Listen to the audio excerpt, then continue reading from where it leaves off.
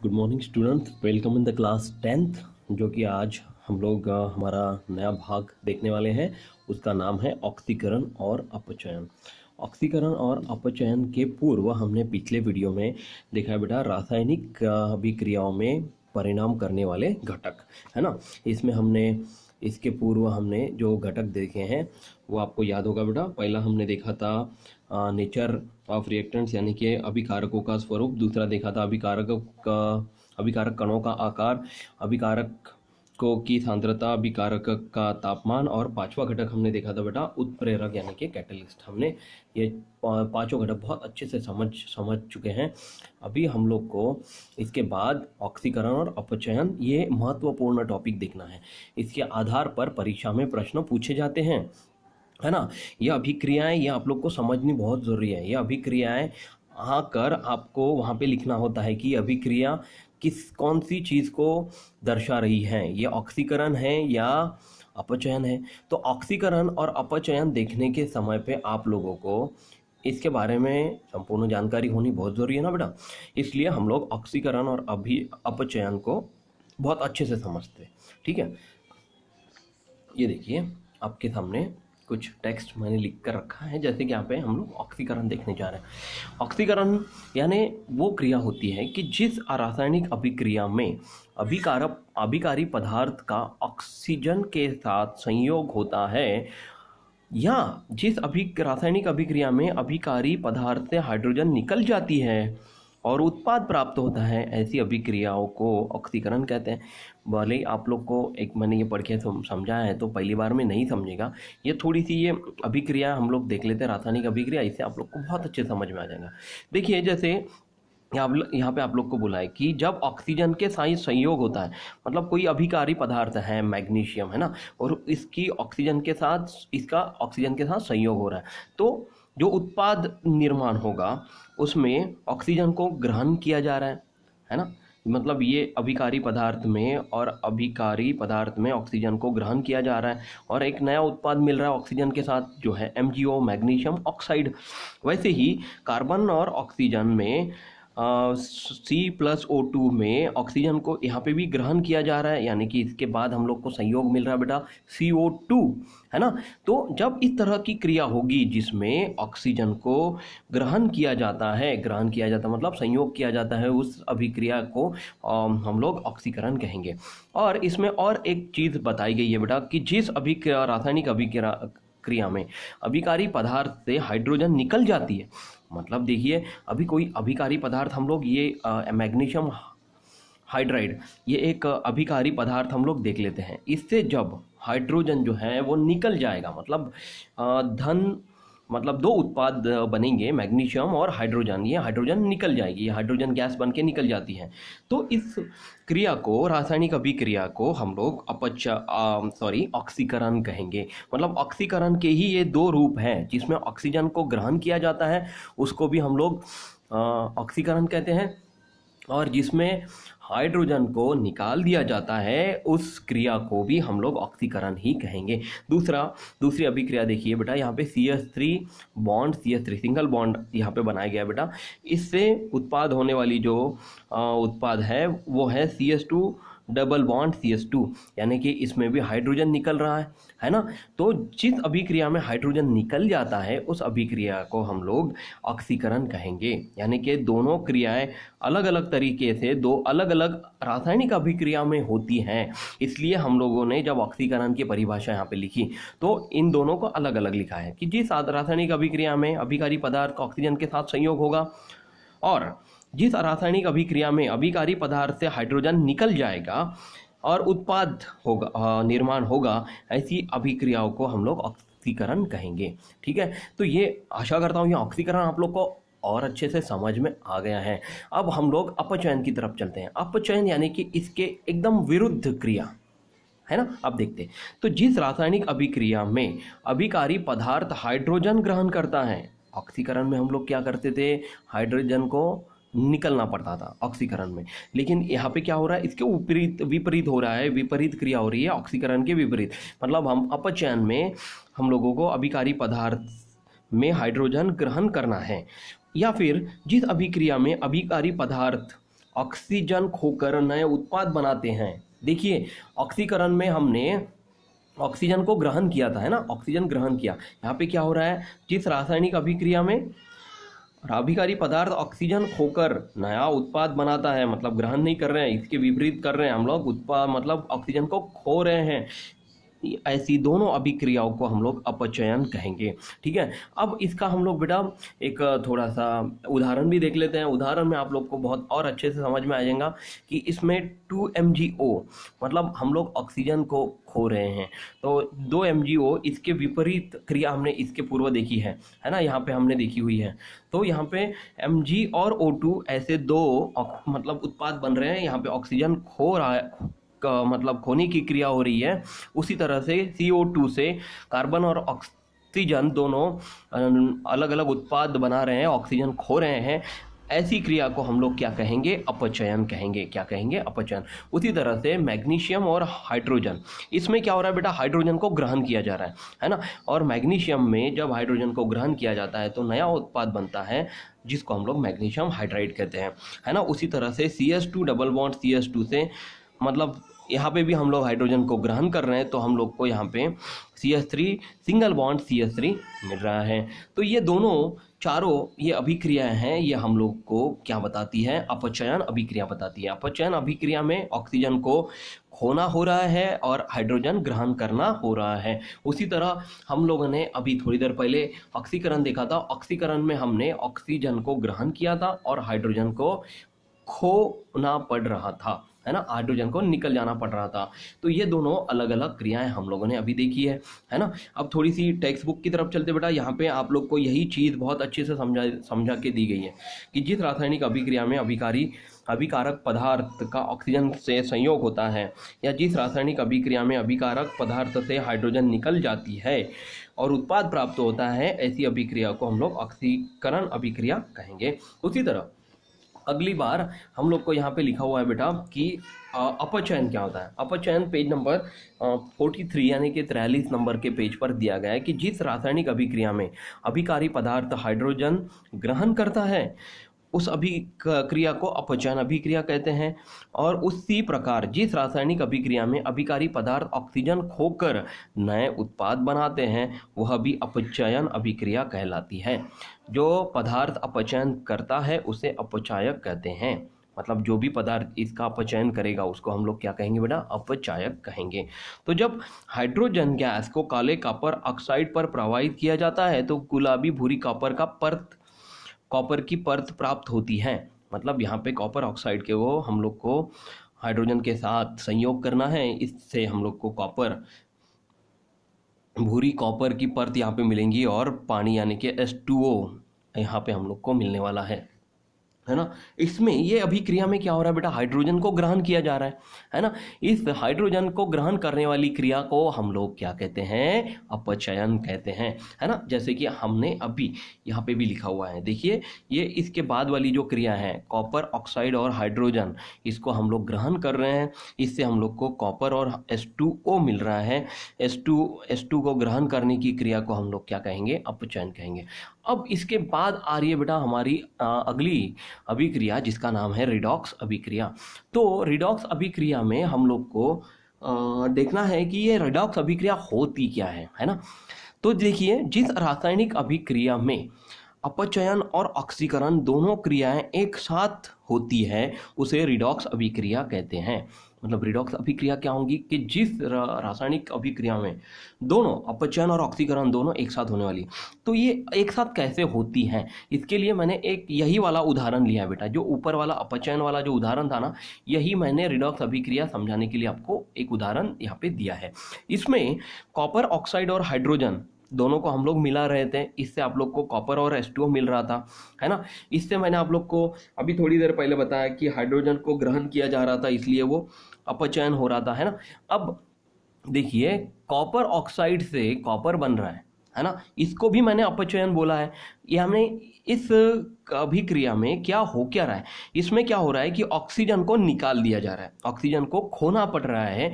इसीलिए इस ऑक्सीजन को खोने वाली क्रिया को भी हम लोग क्या बोलते हैं, अपचयन बोलते हैं बेटा। क्या बोलते हैं, अपचयन बोलते हैं। इसलिए ये जो ऊपर वाली क्रिया है हम लोग को अपचयन दिखा रही है। और H2 से H2O बनना मतलब ऑक्सीजन को ग्रहण करना, है ना। हाइड्रोजन से जब यहाँ पे कोई भी नया उत्पाद बन रहा है, उत्पाद में हम लोग को ऑक्सीजन ग्रहण करते हुए मिल रहा है, इस क्रिया को हम लोग क्या कहेंगे, ऑक्सीकरण कहेंगे। यानी कि एक ही क्रिया में अपचयन भी हो रहा है और ऑक्सीकरण भी हो रहा है। इस यहाँ पे इसको मैंने और अच्छे से समझा के दिया है। यहाँ CuO मतलब कॉपर ऑक्साइड से कॉपर बनना मतलब ऑक्सीजन को खोना, इस क्रिया को हम लोग अपचयन कहेंगे। और H2 से हाइड्रोजन से H2O बनना मतलब ऑक्सीजन को ग्रहण करना, इस क्रिया को हम लोग क्या कहेंगे, ऑक्सीकरण कहेंगे। तो ये जो रिडॉक्स अभिक्रिया है वो इस तरह से हम लोग लिख सकते हैं बेटा। यहाँ पे देखिए, मैं यहाँ पे आपके सामने यहाँ पे एक ये अभिक्रिया को बॉक्स बना रहा हूँ। रिडॉक्स अभिक्रिया वो होती है कि जिसमें ये उत्पाद बनने के पहले उत्पाद बनने के बाद में दो अभिक्रिया हम लोग को मिलेंगी, एक तो अपचयन मिलेगी और दूसरी मिलेगी बेटा ऑक्सीकरण। ठीक है, तो अपचयन और ऑक्सीकरण ये जब दोनों साथ में एक साथ मिलती है रिडॉक्स अभिक्रिया में हम लोग को, इस क्रिया को हम लोग क्या कहेंगे, रिडॉक्स अभिक्रिया कहेंगे। देखिए यहाँ पे आपके टेक्स्ट बुक में भी इसी तरह से रिडॉक्स अभिक्रिया के बारे में जानकारी बताई गई है। इसमें अपचयन और ऑक्सीकरण दोनों क्रियाएं हम लोग को एक साथ दिखाई दे रही है, जिसको हम लोग रिडॉक्स रिएक्शन कहते हैं, रिडॉक्स अभिक्रिया कहते हैं। और इसी के बारे में ये जो अभिक्रिया हमने ऊपर में देख रहे हैं ना, यहाँ पे 26 नंबर की अभिक्रिया, इस अभिक्रिया को ही इस यहाँ पे अच्छे से समझा के दिया है, जो कि मैंने अभी आप लोग को कॉपी में बताया। अब हम लोग इसके आधारित रिडॉक्स अभिक्रिया के आधारित कुछ उदाहरण देखेंगे, जिसमें ऑक्सीकरण और अपचयन ये क्रियाएं बताई गई हैं। अब देखो यहाँ पे एक प्रश्न पूछा गया बेटा, आप लोग को ये बोला गया कि रिडॉक्स अभिक्रियाओं के कुछ उदाहरण नीचे दिए गए हैं, उसमें से ऑक्सीकारक और अपचायक कौन से हैं पहचानो, है ना। इसमें से ऑक्सीकरण और अपचयन ये दोनों अभिक्रियाएं तो हमको लिखनी ही है। तो इसके बारे में हम लोग को जानकारी प्राप्त करने के लिए मैंने यही कॉपी में आप लोग को समझा के दी गई है। ये दोनों क्रियाएं मैंने आप लोग को यहाँ पे समझा के दी है। यहाँ पे देखिए कुछ उदाहरण बताए बेटा। 2H2S मतलब हाइड्रोजन सल्फाइड जो गैस है, इसको यदि सल्फर डाइऑक्साइड गैस से यानी SO2 के साथ मिला दिया जाए तो आपको 3 सल्फर मतलब सल्फर के 3 परमाणु आपको यहाँ पे मिलेंगे और 2H2 यानी कि पानी यहाँ पे बनता हुआ दिखाई देगा। तो जब यहाँ पे देखिए मैंने यहाँ पे एरो करके ऊपर में अपचयन करके लिखा हुआ है, ये SO2 से जब ऑक्सीजन खोकर सिर्फ सल्फर बनता है, उस क्रिया को हम लोग अपचयन कहते हैं, है ना। यानी कि ये जो क्रिया हो गई ये अपचयन हो गई।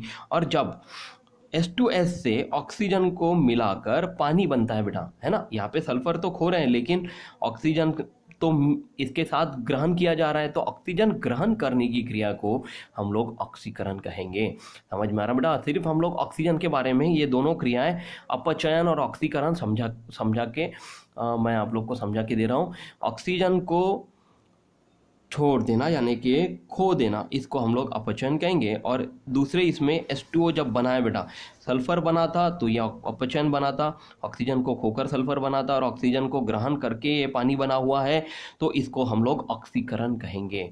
सिर्फ ऑक्सीजन की ही बात कर रहे हैं, हाइड्रोजन की बात नहीं कर रहे हैं, नहीं तो ये और कॉम्प्लिकेटेड हो जाएगा, आप लोग को समझ में नहीं आएगा। उसी तरह से अभी हम लोग अगली अभिक्रिया की तरफ चलते हैं। अपनी अगली अभिक्रिया में MnO2 यानी कि मैग्नीज डाइऑक्साइड और 4HCl यानी कि हाइड्रोजन क्लोराइड, ये दोनों गैसेस हम लोग को यहाँ पे दी गई हैं। दोनों को हम लोग HCl यानी कि हाइड्रोक्लोरिक अम्ल है ये, तो ये द्रव रूप में होगा। मैग्नीज डाइऑक्साइड ये भी द्रव रूप में होगा। दोनों को हम लोग को घोलना है, मिलाना है, इससे आप लोग को कुछ उत्पाद मिलेंगे। वो हो गया बेटा मैग्नीज क्लोराइड यानी कि MnCl2 + 2H2O यानी कि वाटर एंड क्लोरीन। क्लोरीन जो गैस है वो हम लोग को यहाँ से निकलती हुई दिखाई देगी। ऊपर एरो जो है वो गैस का रूपांतरण आप लोग को समझा कर बताता है। तो जब देखिए यहाँ पे भी हम लोग ऑक्सीजन की ही बात करेंगे। MnO2 से जब MnCl2 बना मतलब ऑक्सीजन को खो देने वाली क्रिया यहाँ पे घटित हुई है ना। इसीलिए इसको हम लोग क्या कहेंगे, अपचयन। ऑक्सीजन को खोने वाली क्रिया होती है अपचयन। और जब HCl से हम लोगों को H2O मिला यानी कि HCl में ऑक्सीजन को ग्रहण करने वाली क्रिया को हम लोग यहाँ पे ऑक्सीकरण इस नाम से संबोधित करेंगे, यानी कि ये जो क्रिया होगी हमारी क्या हो जाएंगी, ऑक्सीकरण हो जाएंगी, है ना। तो इस पदार्थों को ग्रहण करने वाले और खो देने वाले पदार्थों को ही हम लोग अपचयक और ऑक्सीकारक बोलेंगे। जैसे यहाँ पे आपको परीक्षा मतलब यहाँ पे प्रश्न पूछा गया था, ऑक्सीकारक और अपचयक कौन से हैं, इनके नाम लिखो, है ना। इसके बाद आप लोग को यहाँ पे एक ग्रीन वाले बॉक्स में कुछ जानकारी बताई गई है, ये मैं आप लोग को समझा के दे देता हूँ। इसमें आप लोग को बताया गया है कि जब परमाणु पर या आयनों पर धन आवेश बढ़ता है या ऋण आवेश कम होता है उसे ऑक्सीकरण कहते हैं। देखिए ये नई परिभाषा आप लोग को ऑक्सीकरण की और एक साथ मिल रही है। परीक्षा में यदि क्वेश्चन पूछा जाए तो इसे आप लोग को निग्लेक्ट नहीं करना है, इसको भी आप लोगों को याद रखना है कि परमाणु पर आयनों पर धनावेश बढ़ता है और जब ऋण आवेश कम होता है उसे ऑक्सीकरण कहेंगे, और जब परमाणु पर धन आवेश कम होता है या ऋण आवेश बढ़ता है उसे अपचयन कहते हैं। इस अभिक्रिया को आप लोग को यहाँ पे समझा के बताया गया है। देखिए कि जहाँ पे ये फेरस यानी कि आयरन, हम लोग इसको आयरन भी बोलते हैं, तो ये फेरस से जब ऑक्सीकरण हुआ तो FeO बना है बेटा। ऑक्सीकरण मतलब अभी ऑक्सीजन को ग्रहण करने वाली क्रिया को हम लोग क्या कहेंगे, ऑक्सीकरण कहेंगे, है ना। तो यहाँ पे Fe से FeO बना दें यानी कि ऑक्सीकरण हुआ। अभी FeO से जब ये Fe2O3 बना तो भी ऑक्सीजन को और यहाँ पे ग्रहण किया गया है तो ये भी ऑक्सीकरण बना। अब देखिए बेटा ऑक्सीजन को खो देने वाली क्रिया को हम लोग अपचयन कहते हैं, यानी कि Fe2O3 से FeO बना, मतलब ऑक्सीजन की जो यहाँ पे मतलब आवेश जो थे, कण थे, परमाणु कण थे यहाँ पे, है ना। O3 यहाँ पे O है सिर्फ, तो 2 ऑक्सीजन के कण यहाँ पे कम हो गए, परमाणु कम हो गए, उस वजह से ये इसमें ऑक्सीजन को खोने वाली क्रिया हो गई है। विरुद्ध दिशा से ये एरो आपको समझा रहा है, यानी इसका मतलब ये क्रिया जो है वो अपचयन क्रिया बन चुकी है। और फिर FeO से जब वो Fe बना यानी कि O जो है वो संपूर्णतः नष्ट हो गया है ना, चला गया है, तो ऑक्सीजन को खो देने वाली क्रिया को हम लोग अपचयन कहेंगे। यानी ये एक सिंपल अभिक्रिया से ही हम लोग को ऑक्सीकरण और अपचयन दोनों अभिक्रियाएं समझ में आ रही है। तो ये यहाँ पे क्या हो रहा है बेटा कि आयनों पर Fe जो धन आवेश बढ़ता है, धन आवेश क्या हो गया है यहाँ पे बड़ा है, और ऋण आवेश क्या हो गया है, कम हो गया। Fe जो है वो ऋण आवेश था, O जो है वो पॉजिटिव था, तो वो धन आवेश बढ़ गया, ऋण आवेश कम हो गया, तो उस क्रिया को हम लोग ऑक्सीकरण कहेंगे। और जब धन आवेश कम होता है, धन आवेश क्या होगा यहाँ पे कम होगा और ऋण आवेश बढ़ जाएगा, उस क्रिया को हम लोग, उसी विरुद्ध दिशा में चलने वाली क्रिया को हम लोग अपचयन नाम से जान सकते हैं। ठीक है, तो स्टूडेंट यहाँ पे आपके सामने ऊपर में एक अभिक्रिया, यहाँ पे ऑक्सीकरण की अभिक्रिया यहाँ पे बताई गई है। देखिए यहाँ पे आप लोग को बोला है कि कुछ ऑक्सीकरण अभिक्रियाएं विशिष्ट रासायनिक पदार्थ की सहायता से घटित होती है। उदाहरणार्थ इथिल अल्कोहल, इसका सूत्र है बेटा CH3CH2OH, है ना।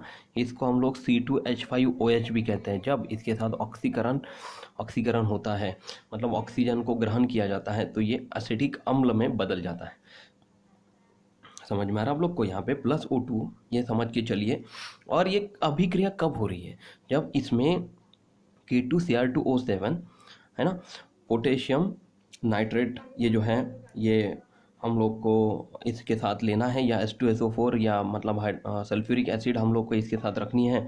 तो यहाँ इथाइल अल्कोहल इस अभिकारक के ऑक्सीकरण के लिए उपयुक्त पोटेशियम डाइक्रोमेट ऑक्सीजन उपलब्ध कर देता है। मतलब ये जो पोटेशियम क्रोमेट है ना, पोटेशियम डाइक्रोमेट भी बोलते हैं हम लोग इसको, तो ये इसके लिए ऑक्सीजन उपलब्ध करा के देता है। या फिर हाइड्रोजन सल्फेट यानी कि सल्फ्यूरिक एसिड भी इसमें वो रासायनिक पदार्थ ऑक्सीजन उपलब्ध करा के देता है। उसी वजह से ये जो क्रिया है ये ऑक्सीकरण क्रिया में बदल गई है। और अब इसके नीचे आप लोग को कुछ क्रियाएं दी गई है।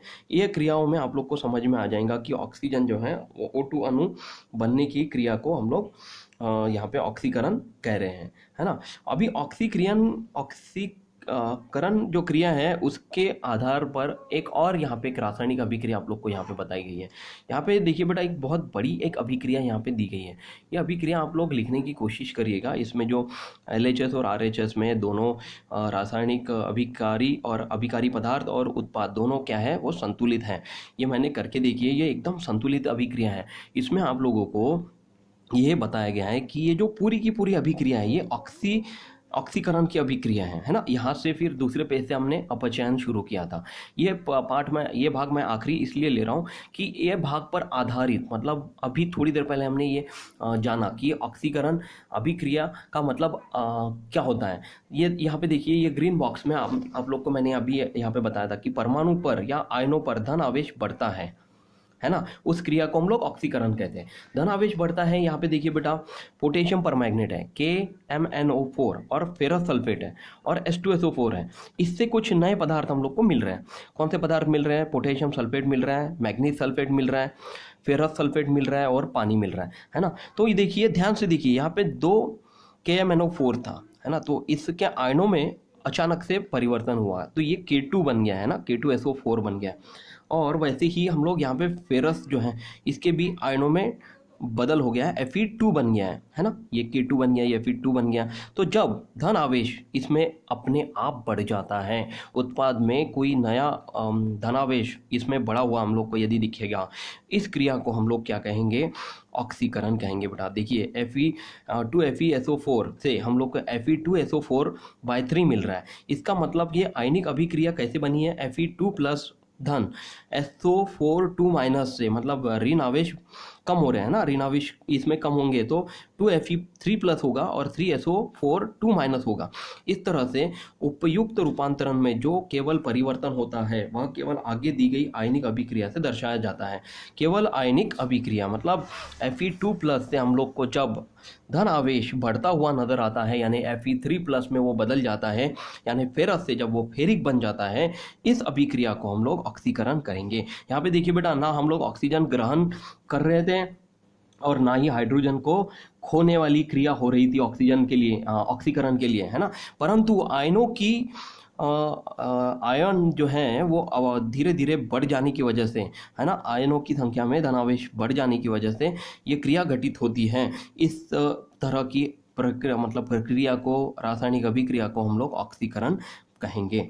ठीक है, तो आशा करता हूँ बेटा कि ये जो वीडियो है आप लोग को पसंद आया है और आप लोग अभी तक जितना पोर्शन हमारा हुआ है या ध्यान से पढ़ते चलिए, नोट्स बना के रखिए, ठीक है, और अपना खुद का ख्याल रखिए। Thank you class, thank you so much, bye.